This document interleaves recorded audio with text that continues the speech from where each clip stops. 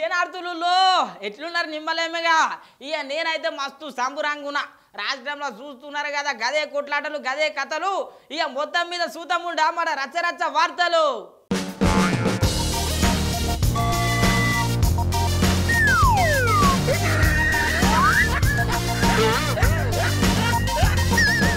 ఏహే 3 నెలలు అయింది కాంగ్రెస్ పార్టీ అధికారంలోకి వచ్చి ఏం పనులు చేసిర్రు 6 గ్యారెంటీలు అని చెప్పి ఆగమాగం చేసిర్రు తెలంగాణ రాష్ట్రాన్ని మొత్తం దోసుక తిన్నారు అని చెప్పి బీఆర్ఎస్ పార్టీ నాయకులు బీజేపీ పార్టీ నాయకులు చిన్నగా మొత్తుకుంటలేరు ఇక వాళ్ళ కోసము మీకోసము మొత్తం మీద అయితే 3 నెలల్లో కాంగ్రెస్ పార్టీ ఏమేం చేసింది ఏమేం సంగతి అని చెప్పి మొత్తం షిట్టా అంతా పట్టుకొచ్చిన ఇక సూతం పండి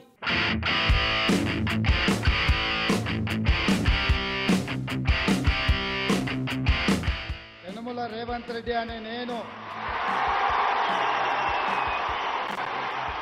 తెలంగాణ రాష్ట్ర ముఖ్యమంత్రిగా నా కర్తవ్యాన్ని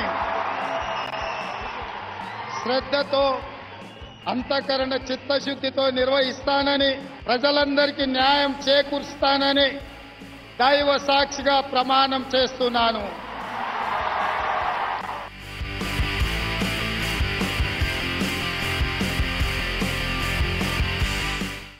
కాంగ్రెస్ పార్టీ అధికారంలోకి వచ్చి రేవంత్ సారు సీఎంగా ప్రమాణ స్వీకారం చేసి ముచ్చటగా 3 నెలలు గడిచిపోయాయి. మరి కాంగ్రెస్ పార్టీ ఇన్ని దినాలు ఏం చేసింది అని చెప్పి తెలంగాణ ప్రజలకు మొత్తం డౌటుల్లో అందుకోసమే కాంగ్రెస్ పార్టీ ఏమేం చేసిందో అన్ని ముచ్చట్లు పట్టుకొచ్చిన మొదలు అసెంబ్లీ కాడ ఆడబిడ్డలకు ఆర్టీసీ బస్సు ఉచితంగా ప్రకటించింది. మహాలక్ష్మి పథకం ద్వారా ఆర్టీసీ బస్సులో ఆడబిడ్డలకు ఉచిత ప్రయాణాన్ని లాంఛనంగా ఈరోజు ప్రారంభిస్తున్నాం. ఈరోజు జెండా ఊపి బస్సులో కూర్చొని ఆడబిడ్డలతో పాటు మా మహిళా అధికారులు మహిళా మంత్రులు మహిళా శాసనసభ్యులతో పాటు మేము కూడా బస్సులో ప్రయాణం చేసి డాక్టర్ బాబాసాహెబ్ అంబేద్కర్ విగ్రహం ట్యాంక్ బండ్ మీద అక్కడికి వెళ్ళి అంబేద్కర్ గారికి నివాళులు అర్పించి మళ్ళీ ఇక్కడ శాసనసభకు వెనక్కి వచ్చి ఇక్కడి నుంచి మిగతా కార్యక్రమాలకు పాల్గొనడానికి బయలుదేరుతాం. ఉచిత ప్రయాణం ప్రకటించుడే కాదు ఆయననే ఆడబిడ్డలకు అందుబాటులో వచ్చేటట్టు చేసిండ్రు.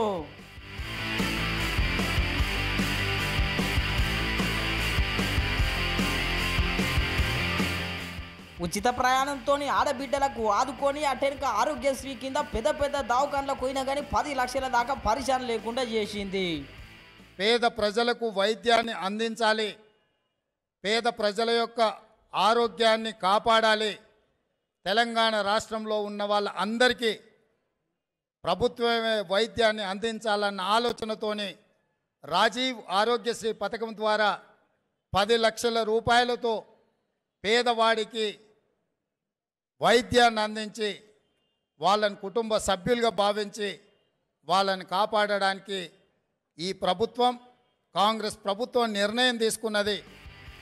పెద్ద దవాఖానల కోనికి ధైర్యం ఇచ్చినాక సచివాలయంలో గ్యాస్ బుడ్డి తక్కువ ధరకే వచ్చేటట్టు సాయం అందించింది. ఒకప్పుడు మన పల్లెల్లో గ్యాస్ బండ అంటారు, అది గ్యాస్ బండ కాదు తెలంగాణ ప్రభుత్వపు అండ అని నిరూపిస్తుంది వేదిక. ఇదే దినం నాడు గృహజ్యోతి కింద 200 యూనిట్ల ఉచిత కరెంటు గుట్ట ప్రకటించిందో. సచివాలయంలోనే ఈరోజు 500 రూపాయలకు సిలిండర్ ఇచ్చే కార్యక్రమాన్ని ప్రారంభించి అదే విధంగా ప్రతి పేదవాడి ఇంట్లో వెలుగులు ఉండాలి, ఫ్యాన్ ఉండాలి, ఫ్రిడ్జ్ ఉండాలి, టీవీ ఉండాలి, ఆ టీవీలకు ఉచితంగా కరెంటు రావాలి అని ప్రతి పేదవాడికి 200 యూనిట్లు తెలంగాణ రాష్ట్రంలో ఉన్న ప్రతి కుటుంబానికి ఉచిత కరెంటు ఇవ్వాలి అని ఇయ్యాలనే ప్రారంభించినాం. పొయ్యిల కట్టే పెట్టేదే లేదు, కరెంటు బిల్లు కట్టేదే లేదు అనుకుంటా ఇందిరమ్మ ఇండ్లకు సాయం చేసింది. నగదు ఆడబిడ్డ దగ్గర ఉంటే పిల్లల చదువులకు వాడుతుంది, పాలకో పెరుగుకో ఇంటి మంచి పనికి వాడుతుంది. ఇంటి ఆయన చేతులు ఉంటే సాయంత్రం పోయి చక్క బెల్ట్ షాపులు ఇచ్చొస్తాడు. ఇక ఇల్లు కూడా పెట్టేది లేదు, ఇల్లు కట్టేది లేదు. అవునా?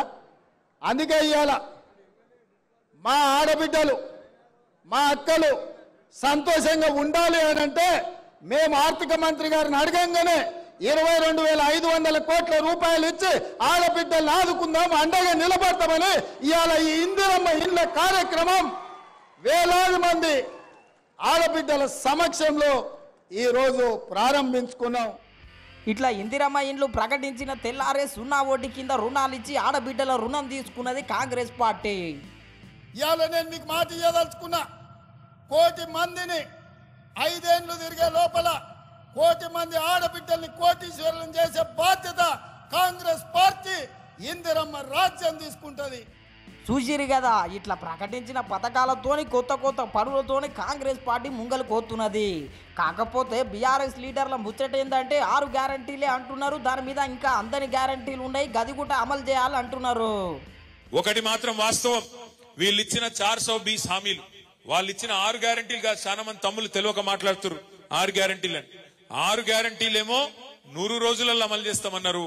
ఒక 420 హామీలు, యూత్ డిక్లరేషన్ అని, ఎస్సీ డిక్లరేషన్ అని, ఎస్టీ డిక్లరేషన్ అని, మైనారిటీ డిక్లరేషన్ అని, రైతు డిక్లరేషన్ అని, మహిళా డిక్లరేషన్ అని చెప్పి విడుదల చేసి 420 420 హామీలు ఇచ్చి ఇవాళ రేవంత్ రెడ్డి అక్కడ గద్దెనెక్కి ముఖ్యమంత్రి అయింది.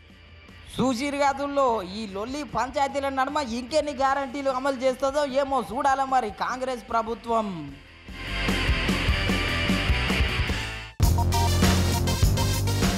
రాష్ట్రంలో ముస్లిం సోదరుల రంజాన్ పండుగ ఒక పొద్దులు షురువైనాయి. మరి ఎట్లున్నది ఏం సంగతి ఓసారి ఓ ముచ్చట అరుచుకొని వస్తాం పండి.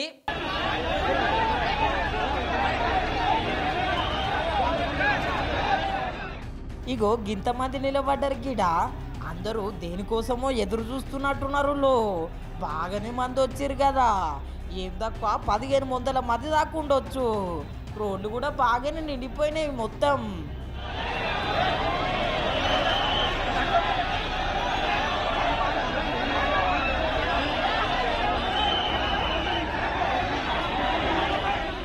అగోగో చూస్తున్నారు కదా, పోలీసులు లాఠీ చార్జీ చేస్తున్నారు, ఎక్కడోళ్ళని అక్కడ చెదరగొడుతున్నారు. గింతకి గీడ ఏమైంది అని పరిశాన్ అవుతున్నారులే.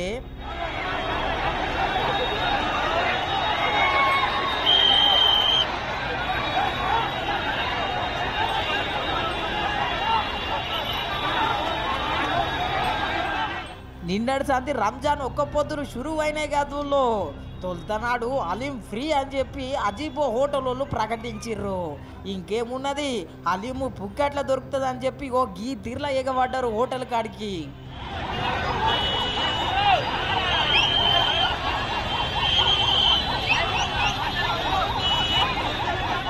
అలీం ఫ్రీ అనేసరికి హోటల్ కాడికి వచ్చిన మందిని చూసి హోటల్ వాళ్ళకే మస్తు పరిశాన్ అనిపించినదంట, సుక్కలు కనిపించినాయి అంటుళ్ళు. ఇంకేమున్నా చెప్పుండ్రి, చక్కగా పోలీసులకు ఫోన్లు కొట్టిర్రు. ఫోన్లు కొట్టేసరికి పోలీసులు వచ్చి ఎంత ఆపినా ఆగలేరు. మళ్ళా ఆఖరికి వస్తే పోలీసులు కూడా ఆగకపోయాయి.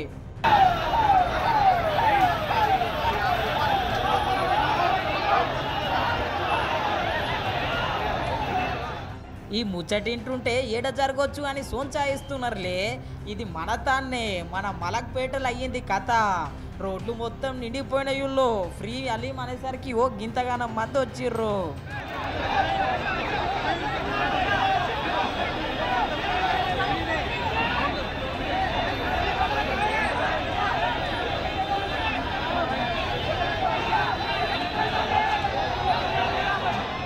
ఇప్పుడు ఈ ఫ్రీ అలీం కథ సోషల్ మీడియాలో మొత్తం అవుతున్నదుల్లో మోత.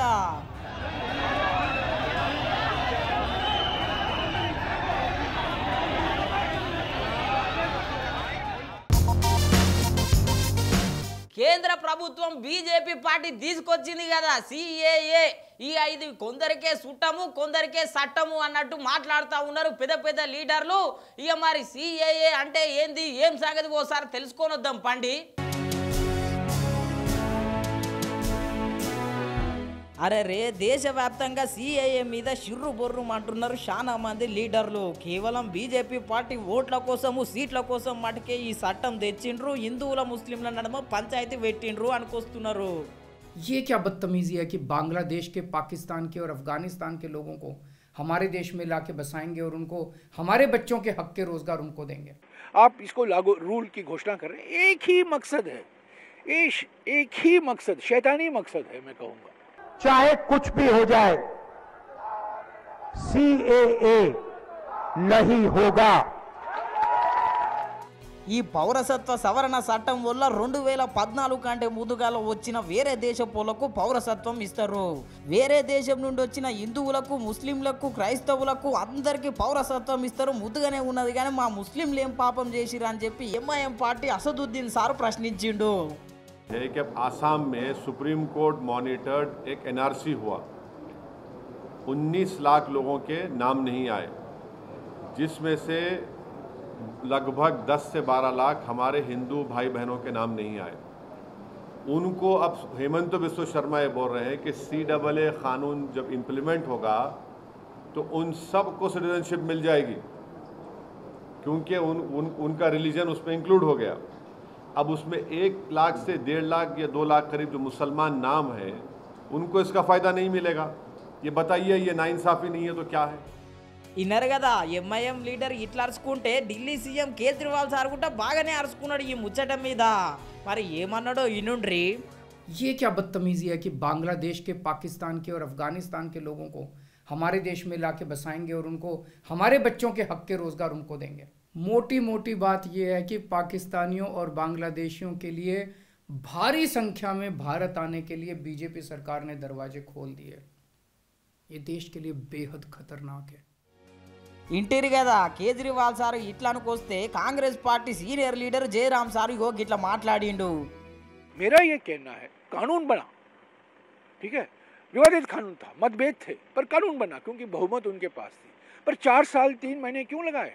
और अब जब 1 महीना बाकी है आप इसको लागू रूल की घोषणा कर रहे हैं. एक ही मकसद है, एक ही मकसद, शैतानी मकसद है, मैं कहूँगा एक ही मकसद है. ये चाणक्य की बुद्धि में यही है कि चुनाव आ रहा है, हम जनादेश खोने वाले हैं, महंगाई से जनता त्रस्त है, बेरोजगारी से युवा त्रस्त हैं, किसान आंदोलन चल रहा है, किसान संघर्ष चल रहा है. तो इससे हेडलाइन से बचने के लिए इन्होंने CAA रूल की घोषणा. ఇన్నర్ గదుల్లో కేజ్రీవాల్ సార్ అట్లా అనుకొస్తే రాహుల్ గాంధీ సార్ ఇదే ముచ్చట మీద గిట్లా అడిగిండు. CAA और इस पे हमने क्रॉस लगा रखा है. मतलब चाहे कुछ भी हो जाए, चाहे कुछ भी हो जाए, ये देखो सबने पहन रखा है, ये देख लो, चाहे कुछ भी हो जाए CAA नहीं होगा. ఇన్నర్ కదా రాహుల్ గాంధీ సారు ఇది వ్యతిరేకమైన చట్టము, కొందరికే చుట్టము అనుకొస్తే అమిత్ షా సారు మటుకు మంచి చట్టం అనుకొచ్చిండు. मोदी सरकार ने CAA का वादा भी पूरा कर दिया. CAA से किसी भी देश के नागरिक की नागरिकता जानी नहीं. CAA नागरिकता देने का कानून है, नागरिकता लेने का कानून नहीं है. ये ओवैसी भी झूठ बोल रहे हैं, खड़गे भी झूठ बोल रहे हैं, राहुल गांधी भी झूठ बोल रहे हैं. बांग्लादेश और पाकिस्तान से हिंदू, सिख, बौद्ध, जैन भाई बहन आए हैं, उनको नागरिकता देंगे, ये लोग विरोध करते हैं. ఇన్నర్ గదుల్లో పౌరసత్వ చట్టం సవరణ కోసం సారు వివరణ చూడాలి. మరి ఈ చట్టం వల్ల మళ్ళొకసారి పట్టం దక్కుతుందో లేదో బీజేపీ పార్టీకి.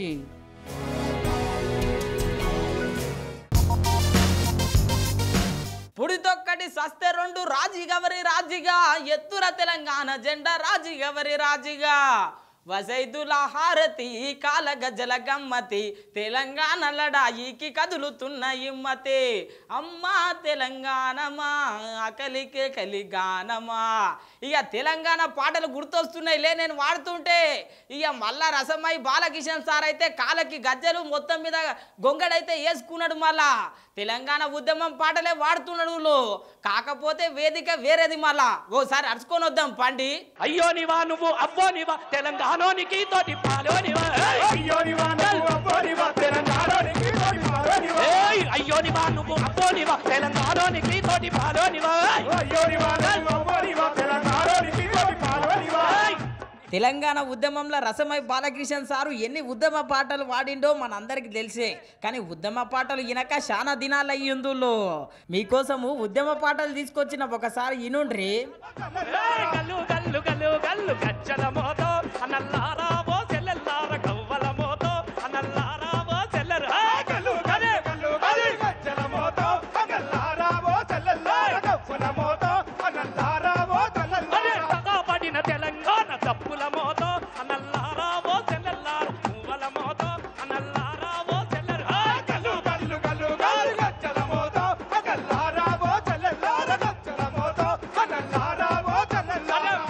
ఇన్నరు కదా ఉద్యమ పాటలే గాని బీఆర్ఎస్ సభలో వాడిండు సారు. సభ ఒక్కటే వేరుల్లో పాటలు మొత్తం తెలంగాణ ఉద్యమం అరే పుడితవకడి సత్య రెండు రాజన బో రాజన ఎత్తుగో తెలంగాణ జెండ రాజన బో రాజన పుడితవకడి సత్య రెండు రాజన వర రాజన ఎత్తుర తెలంగాణ జెండ రాజన వర రాజన పుడితవకడి సత్య రెండు రాజన బో రాజన ఎత్తుగో తెలంగాణ జెండ రాజన బో రాజన పుడితవకడి సత్య రెండు రాజన వర రాజన ఎత్తుర తెలంగాణ జెండ రాజన వర రాజన బో రాజన బో రాజన బో రాజన చల్. ఇన్నరు కదా ఆనాటి రోజులు గుర్తుకొస్తున్నాయిలే. అవును, మళ్ళా తెలంగాణ ఉద్యమంలో ఇసొంటి పాటలే తెలంగాణ ఉద్యమానికి ఊపిరి పోసినాయి. అసొంటి పాటలు వింటుంటే ఇప్పటికీ మస్తు జోష్ వస్తుంది. మళ్ళా వెనక ముందు చూసుడేంది రాజన బో రాజన ఎత్తుగ తెలంగాణ జెండ రాజన బో రాజన వెనక ముందు చూసుడేంది రాజన బో రాజన ఎత్తుగ తెలంగాణ జెండ రాజన బో రాజన వెనక ముందు చూసుడేంది రాజన బో రాజన ఎత్తుగ తెలంగాణ జెండ రాజన బో రాజన వెనక ముందు చూసుడేంది రాజన బో రాజన ఎత్తుగ తెలంగాణ జెండ రాజన బో రాజన. ఎవని పాలయ్యింది రో తెలంగాణ, ఎవడేలుతున్నాడు రో తెలంగాణ, ఊరు ఊరుకు పోయి గోసి గొంగాడేసి పోరు పాటలు వాడితే. ఎవని పాలయ్యింది రో తెలంగాణ, ఎవడేలుతున్నాడు రో తెలంగాణ. ఈ పాట వింటే ఎవరు గుర్తుకొస్తారు మన తెలంగాణ రాష్ట్రంలో? ఏపూరి సోమన్న. ఇక మరి బీఆర్ఎస్ పార్టీలో జాయిన్ అయ్యిండు. మొత్తం మీద అయితే పార్టీ అధికారంలోకి రాకపోయా. మరి ఎట్లున్నది ఏం సంగతి ఓసారి చూసేద్దాం పండి.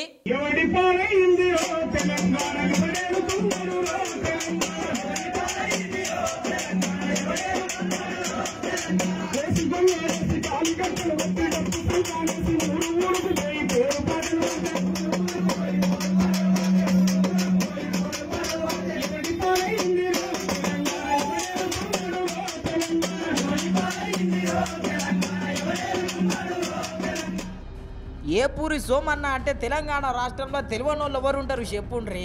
ఎందుకంటారా తెలంగాణ ఉద్యమంలో పాల్గొన్నాడు, పాటలు వాడిండు, ధూమ్ధామ్ సభలలో ఆటలు ఆడిండు. మొదలు తెలంగాణ ఉద్యమంలో పాల్గొన్నాడు. అటెనక కొన్ని దినాలు కేసీఆర్ సార్ హయాంలో పనిచేసిండు. తర్వాత కళాకారుల ఉద్యోగానికి రాజీనామా చేసి బయలుదేరిండులో చక్కగా కేసీఆర్ సార్కు సూటు పెట్టిండు. ఎవడి పాలయ్యిందో అని చెప్పి మొత్తం మీద పాటతోని ప్రశ్నించిండు. కొన్ని దినాలకు మళ్ళా కాంగ్రెస్ పార్టీలో జాయిన్ అయ్యిండు. కాంగ్రెస్ పార్టీలో కూడా బాగానే కష్టపడ్డాడు పాటలతోని.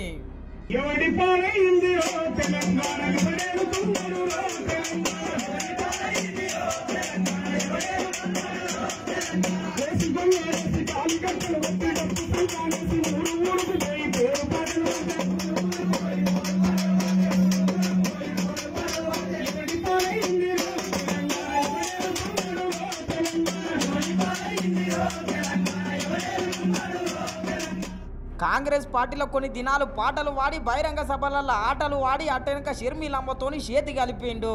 షర్మిలమ్మతోని చాలా సభలలో పాల్గొన్నాడులో. తెలంగాణ ఉద్యమం లెక్కనే మళ్ళొకసారి పోరాటం చేసిండు. ఏమైందో ఏమో మొన్న ఎలక్షన్స్ కంటే ముందుగల్లా బీఆర్ఎస్ పార్టీలో జాయిన్ అయ్యిండు.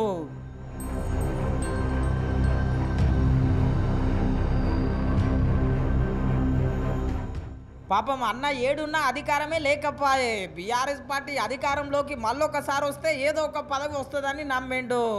పాపం కాకపోతే అధికారంలోకి బీఆర్ఎస్ పార్టీ రాకపోయే.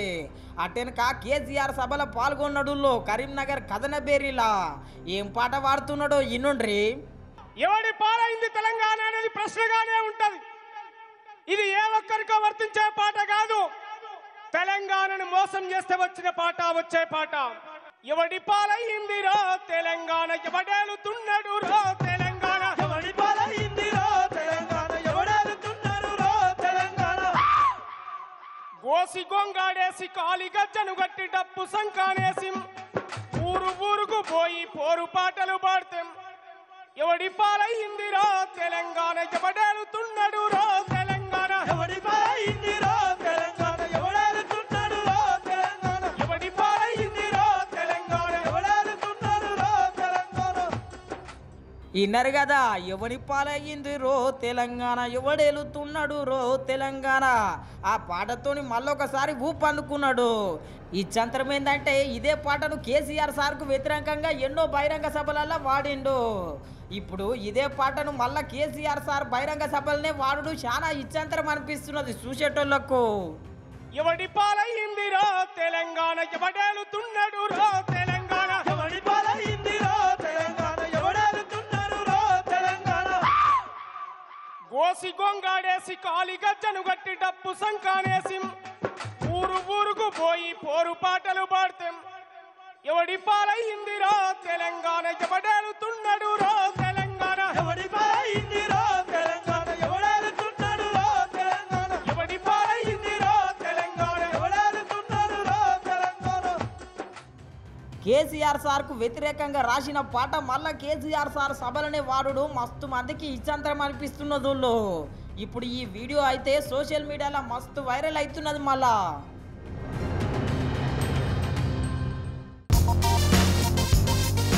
మొన్న కాంగ్రెస్ పార్టీ క్యాబినెట్ మీటింగ్ పెట్టింది.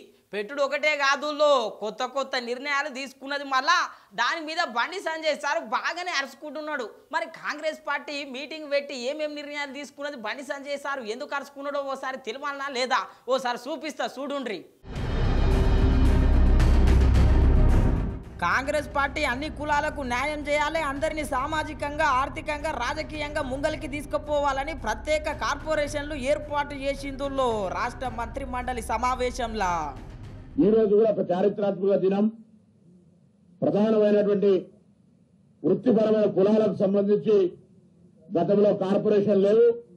ఈరోజు గౌరవ ముఖ్యమంత్రి గారి అధ్యక్షతతో జరిగినటువంటి కేబినెట్ మంత్రులందరూ ఏకగ్రీవంగా రాష్ట్రంలో ఉన్న ప్రధాన కులాలు కులవృత్తులు చేసుకునే సందర్భంలో మోడరేషన్ సాంకేతికమైనటువంటి మార్పులు జరుగుతున్నప్పుడు వాళ్ళని ఆర్థికంగా ఎదగడానికి ఉపాధి అవకాశాలను మెరుగుపరచుకోవడానికి తోడ్పడాలనేటువంటి సాంకేతికత్వాన్ని జోడించడానికి ముదిరాజ్ కార్పొరేషన్, యాదవ కుర్మ corporation, Munnuru Kapu corporation, Padmashali corporation, Perika పురిగిరి క్షత్రియ కార్పొరేషన్, లింగాయత్ బలిజా కార్పొరేషన్, మేర కార్పొరేషన్, గంగపుత్ర కార్పొరేషన్ ఏర్పాటు చేయడంతో పాటుగా చాలా కాలంగా ఈబీసీల కోసం ప్రత్యేక సంక్షేమ బోర్డు కావాలనేటువంటి ఒక డిమాండ్ ఉంది. దాన్ని కూడా ఏర్పాటు చేస్తా ఉన్నాం. ఇన్నరు కదా ఇట్లా కాంగ్రెస్ పార్టీ కొత్త కార్పొరేషన్లు ఏర్పాటు చేసి కొత్త పోగట్లో పోతున్నదుల్లో. కాకపోతే బండి సంజయ్ సార్ ఏమంటున్నాడంటే కార్పొరేషన్లు ఏర్పాటు చేసుడే కాదు, ఖచ్చితంగా న్యాయం ఎట్లా చేస్తారో చెప్పాలని చెప్పి డిమాండ్ చేస్తున్నాడు. మీరు కార్పొరేషన్స్ ఏర్పాటు చేసి ప్రకటించడం ముఖ్యం కాదు, దాని విధి విధానం ఏంది, ఏ కార్పొరేషన్కి ఎంత బడ్జెట్ కేటాయిస్తున్నారు పూర్తి వివరంగా చర్చించి మీరు వివరిస్తే దాన్ని ప్రజలు హర్షిస్తారు కదా.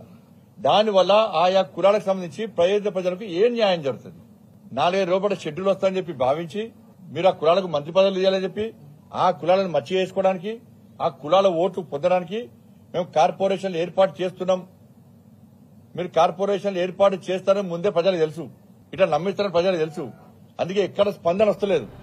ఈ నరగాదుల్లో కేవలం ఓట్ల కోసము సీట్ల కోసమే కార్పొరేషన్లు ఏర్పాటు చేస్తున్నారంట.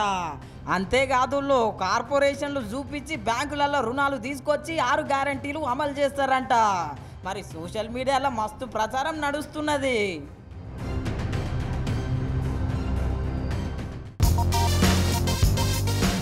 ఎట్లున్నాయి మన రచ్చరచ్చ వార్తలు? ఇక రచ్చరచ్చ లేవు, చూస్తూనే ఉండండి మన న్యూస్ 360 తెలుగు ఛానల్ను. రేపు పొద్దుగాల మళ్ళా కలుసుకుందాం.